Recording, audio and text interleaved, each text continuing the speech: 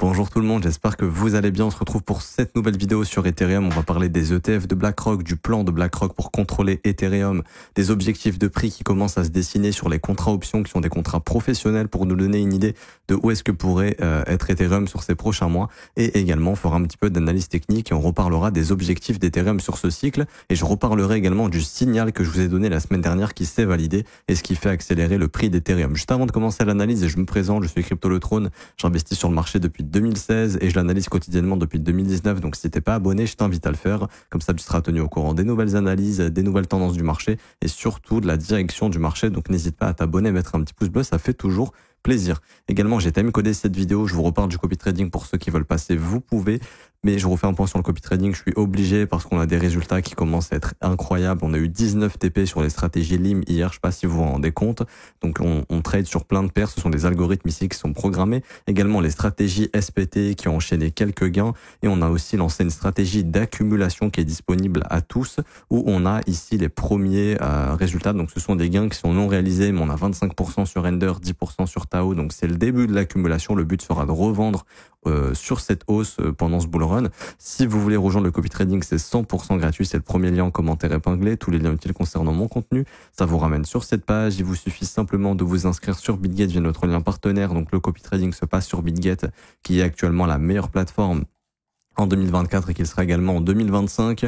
Ils ont toutes les datas, les protection funds, donc 300 millions de fonds de protection, les preuves de réserve, donc qui montrent que les fonds sont en sécurité. Donc vous vous inscrivez, email, mot de passe, j'accepte, vous créez un compte et une fois que c'est fait, vous regardez ce petit lien ici, donc vous cliquez ici, rejoindre copy trading, vous mettez votre prénom, email, identifiant BitGet, c'est composé uniquement de chiffres, ça se trouve sur votre tableau de bord BitGet et ensuite vous cliquez sur rejoindre et vous regardez cette vidéo et en 5 à 10 minutes, le copy trading sera configuré sur votre compte et les ordres s'exécuteront automatiquement. Vous avez tous les témoignages des membres qui utilisent notre outil de copy trading dans le Discord en témoignage copy trading et vous avez toutes les performances ici des stratégies qui sont publiées dans le Discord. Et également, on est transparent de A à Z. Alors, pour revenir ici sur Ethereum, premièrement, la chose que je vous invite à faire, c'est d'aller sur TradingView maintenant et d'écrire ETHA. Ok, ça c'est l'ETF de BlackRock. Premièrement. Ensuite, vous regardez les volumes. On voit que les volumes sont en train d'augmenter ici. Ça signifie quoi? Ça signifie qu'il y a de plus en plus de transactions du côté de l'ETF de BlackRock et qu'il y a énormément d'acheteurs également. Ça signifie quoi? Ça signifie qu'au cours des prochains jours, on va avoir quoi? De gros inflows. Parce qu'en fait, un ETF, ça fonctionne comment? Quand les gens achètent l'ETF de BlackRock, BlackRock doit aller, ce qu'on appelle backer, ok? Donc donner une contrepartie à cet ETF en allant acheter de l'Ethereum sur le marché spot. Et donc, s'ils achètent de l'Ethereum sur le marché spot, ça fait éventuellement augmenter les prix. Donc ça, c'est important de le comprendre. Et vu que on avait une période creuse où c'était l'été, les institutions n'étaient pas trop intéressées par Ethereum, on a eu la sortie des ETF, ce qu'on appelle le sell de news. Donc, on a dégoûté les investisseurs en leur faisant croire que les ETF ne serviraient à rien. On a eu une grosse période de non-volatilité, probablement d'accumulation sur le marché spot. Et ensuite, une fois qu'on a eu le breakout, là, les institutionnels ont vu le signal et commencent à se positionner massivement. Donc, hausse de volume veut dire retour d'intérêt sur l'ETF. Donc ça arrange BlackRock parce que eux, ils veulent un maximum d'intérêt. Comment BlackRock gagne de l'argent? BlackRock gagne simplement de l'argent en frais de gestion et en frais de transaction. C'est-à-dire que toutes les transactions qui sont exécutées sur leur ETF, il y a une petite commission et également les frais de gestion. Le fait de hold du ETF BlackRock Ethereum, ça coûte de l'argent. Donc eux, ce qu'ils veulent, c'est qu'il y ait un maximum d'argent sous gestion pour se faire un maximum de fric. Comment avoir un maximum d'argent sous gestion? Il faut intéresser un maximum de monde. Comment on intéresse les gens pour investir dans l'ETF? En faisant monter les prix. Et ce qui est fou, c'est que le fait d'acheter de l'ETF Ethereum, derrière, BlackRock est obligé d'aller acheter de l'Ethereum sur le spot, ce qui fait encore plus monter les prix et ça fait un effet boule de neige qui fait que les institutions rentrent, ce qui fait augmenter les prix, déjà premièrement de l'ETF, deuxièmement, de l'ETF. Oui, entre guillemets, ça booste les prix de l'ETF. Derrière, BlackRock est obligé d'aller acheter des ETF, des Ethereum sur le spot, ok, sur le marché spot pour backer leur ETF, ce qui fait augmenter le prix sur le marché spot, ce qui fait aussi augmenter le prix de l'ETF, ce qui fait que les gens s'y intéressent et achètent de nouveaux ETF. Et je pense que la stratégie de BlackRock, ça va être d'intéresser les banques. Actuellement, la politique monétaire est en train de complètement changer aux États-Unis. La politique sur les crypto-monnaies, est en train de complètement changer depuis que Trump est à la tête du pays, même s'il n'est pas encore vraiment à la tête du pays. Gary Gensler, qui était anti-crypto, a été dégagé de la tête de la SEC. Le management des cryptos devrait passer de la SEC à la CFTC qui est pro-crypto, et également le monde entier devrait s'aligner sur cette politique. On a vu la Chine qui a changé complètement sa politique vis-à-vis du Bitcoin. On a vu la Russie qui est en train de changer sa politique vis-à-vis du Bitcoin. Des pays comme le Qatar qui avait interdit le Bitcoin qui sont aussi en train de changer leur politique et de légaliser le Bitcoin. Je crois que récemment, il y avait le Maroc également qui avait interdit le Bitcoin qui devrait le légaliser. Donc il y a tous ces pays-là qui sont en train de se réveiller et qui sont en train de suivre la politique des États-Unis. Et beaucoup d'autres pays devraient suivre. On a vu Hong Kong aussi qui change complètement de politique. Donc vis-à-vis du Bitcoin, mais ça aussi, ça sera vis-à-vis d'Ethereum. En fait, il va se passer quoi? Il va se passer à un moment donné où BlackRock va tellement prendre d'ampleur avec ses ETF Bitcoin et Ethereum que les banques vont proposer directement à leurs clients d'investir dans les ETF Bitcoin et Ethereum, ce qui devrait ramener encore plus d'argent et faire gagner encore plus d'argent à BlackRock. Et comment on incite les gens à acheter un marché? En le faisant monter. Et maintenant que ce marché, je vais pas dire qu'il est dans les mains de BlackRock, mais que justement il y ait de l'intérêt à ce que ce marché prenne en valeur, il y a de l'intérêt à ce que Ethereum aille faire un nouveau sommet. Pourquoi? Parce que c'est un argument pour attirer encore plus d'investisseurs, qui soient institutionnels et particuliers, à acheter directement de l'ETF Ethereum, ce qui pourrait encore booster son prix. Ok? Et là, le fait de voir les volumes augmenter montre qu'on a de plus en plus d'intérêt sur l'ETF d'Ethereum et que ça va traduire des inflows sur le spot qui sont déjà en train d'arriver. Alors j'espère que mon site s'est mis à jour parce que dernièrement il n'était pas trop à jour, mais normalement on devrait voir des net flows assez positifs ici. Voilà, là ici on a des net flows qui sont assez positifs. Alors il n'est pas encore à jour, ouais, ils sont bloqués au niveau de la data malheureusement. Je vais essayer de faire un hard refresh pour voir si c'est pas ici que ça coince.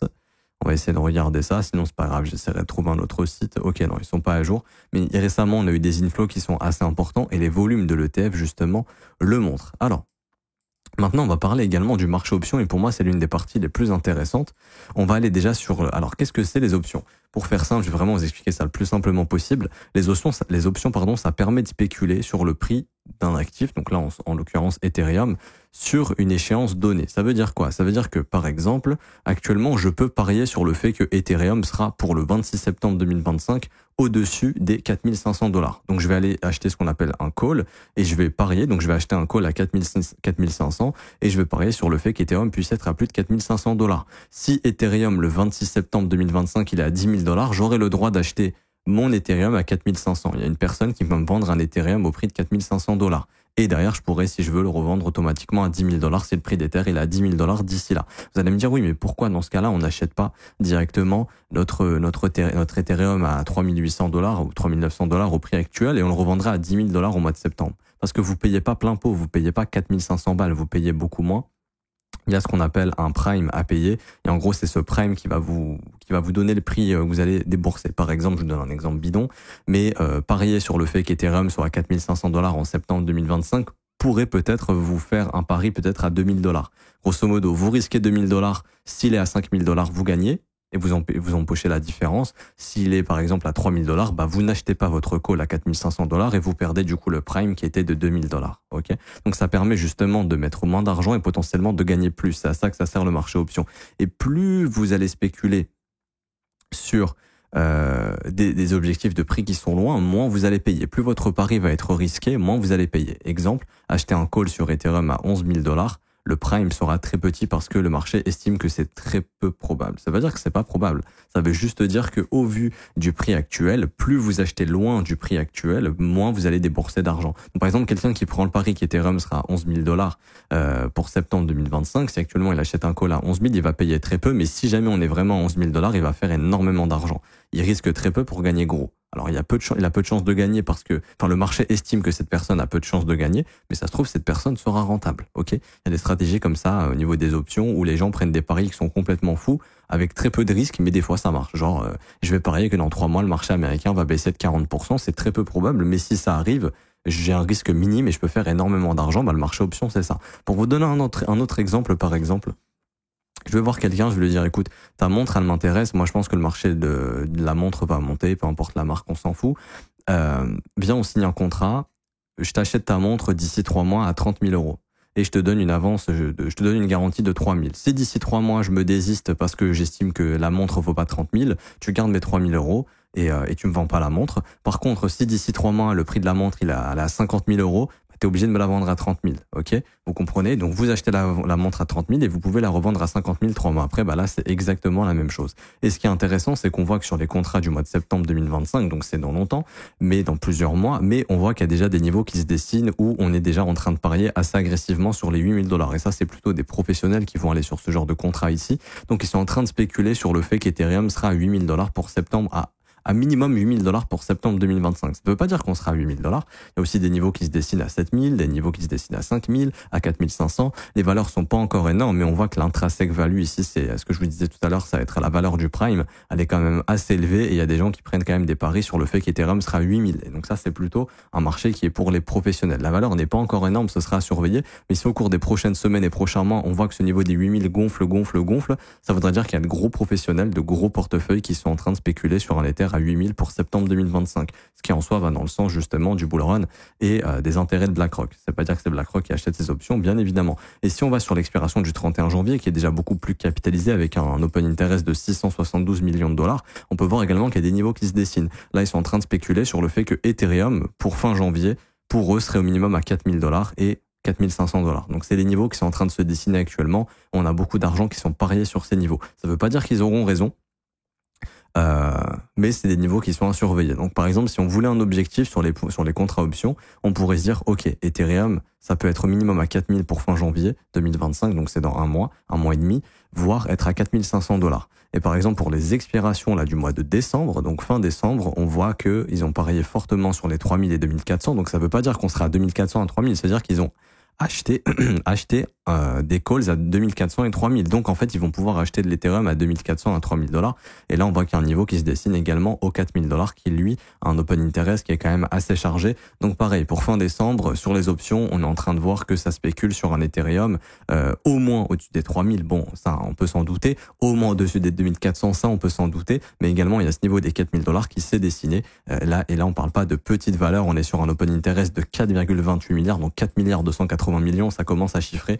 Et donc là, on voit que les 4000 $ se dessinent. Donc, sur le marché options, les intervenants professionnels sont beaucoup plus optimistes que pessimistes parce qu'ici, c'est les achats de calls. Les achats de puts, c'est ceux qui vont parier à la baisse. Par exemple, si je retire les calls ici, on peut voir qu'il y en a qui sont en train de parier sur le fait qu'Ethereum sera sous les 5000 $ pour le 27 décembre 2024. Ce qui en soi peut être réaliste. On est d'accord, peut-être qu'on n'aura pas un ATH avant la fin de l'année. Par contre, si on a un ATH avant la fin de l'année, eux, ils auront perdu. Mais quand on met les deux valeurs, on voit que c'est largement les acheteurs de calls qui dominent. Et ça, c'est plutôt des intervenants qui vont être professionnels. Donc, les professionnels se projettent sur des prix de plus en plus hauts sur Ethereum sur ces prochains mois. Et ça, c'est intéressant. C'est ça qu'il faut comprendre. C'est que les achats de calls sont de plus en plus gros, sont beaucoup plus gros que les achats de puts et que ici, sur du long terme, les prix augmentent. C'est-à-dire que plus le temps passe, plus les professionnels se projettent sur des prix de plus en plus élevés pour Ethereum. Par exemple, ici, 28 février 2025, on voit qu'on est autour des 4 800 $ le call major qui est acheté. C'est-à-dire que pour février 2025, il y a beaucoup de professionnels qui se projettent au moins sur les 4 800 $ sur Ethereum. Et donc, d'un point de vue technique, je reviens sur Ethereum, mais je vous avais parlé justement d'un signal qui a été donné récemment. Ici, c'est ce qu'on appelle un breaker weekly. C'est une pattern d'accélération. Et je vous en parlais au moment où on formera ce breaker et il s'est confirmé cette semaine, enfin la semaine dernière avec la clôture de cette bougie, donc il s'est confirmé en gros dimanche soir ou lundi, donc il y a 2-3 jours. Ici, on a un marché qui devrait accélérer assez rapidement jusqu'aux 4100 $. C'est le prochain objectif d'Ethereum et l'objectif sera même d'aller chercher au-dessus des 5000 $. L'objectif d'Ethereum devrait être d'aller chercher au-dessus des 5000 $.